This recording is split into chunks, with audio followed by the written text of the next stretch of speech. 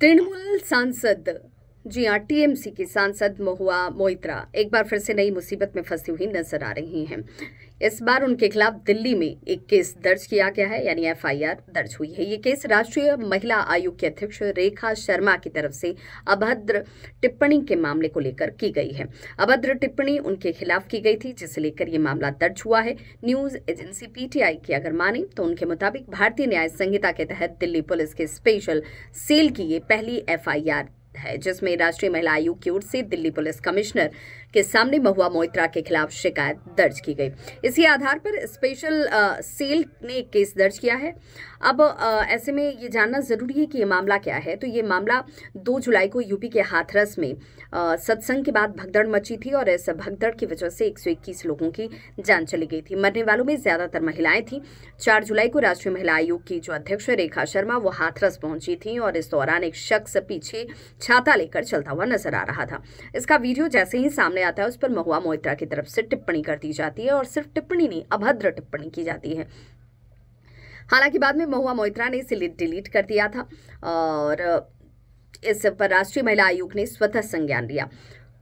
महिला आयोग ने अपनी शिकायत में कहा कि महुआ मोइत्रा की जो टिप्पणी है वो बेहद अपमानजनक है और महिलाओं के सम्मान के साथ सीधे तौर पर एक खिलवाड़ है।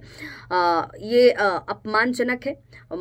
जो समानता के साथ, सम्मान के साथ जीने का अधिकार महिलाओं को है, उसका सीधे तौर पर उल्लंघन है ये टिप्पणी। इसके अलावा 3 दिन के भीतर एक्शन रिपोर्ट भी मांगी गई थी।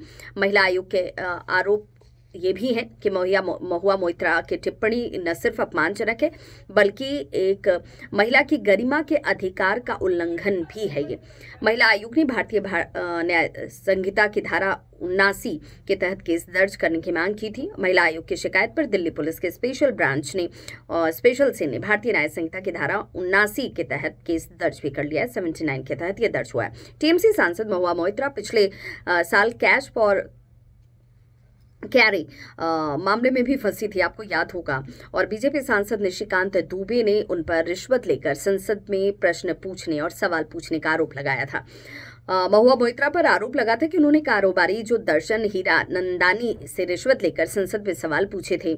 आरोप था कि उन्होंने कारोबारी दर्शन हीरानंदानी से रिश्वत तो ली ही और इस रिश्वत के साथ संसद में सवाल पूछा गया। ये भी आरोप कि उन्होंने हीरानंदानी और हीरानंदानी ग्रुप को लोकसभा वेबसाइट के लिए अपने ऑनलाइन क्रेडेंशियल्स भी दे दिए थे ताकि वो इसका इस्तेमाल कर सकें और निजी फायदे के लिए वो इसका इस्तेमाल कर रहे थे। महुआ ने हीरानंदानी को पासवर्ड देने की बात को स्वीकार भी किया था। उन्होंने कहा था कि उन्होंने हीरानंदानी को पासवर्ड इसलिए दिया था ताकि उनके ऑफिस से कोई सवाल टाइप या अपलोड किया जा सके। उन्होंने कहा था कि कोई भी उनकी जानकारी के बगैर सवाल नहीं डाल सकता था। हालांकि लोकसभा की जो एथिक्स कमेटी है उसने महुआ मोइत्रा को इस मामले में दोषी पाया था और उनकी सदस्यता रद्द करने की सिफारिश की गई थी। इसके बाद 8 दिसंबर 2023 को आपको याद होगा उनकी लोकसभा की सदस्यता को रद्द कर दिया गया था। लेकिन एक बार फिर से महुआ मोइत्रा एक नई परेशानी में घिर चुकी हैं।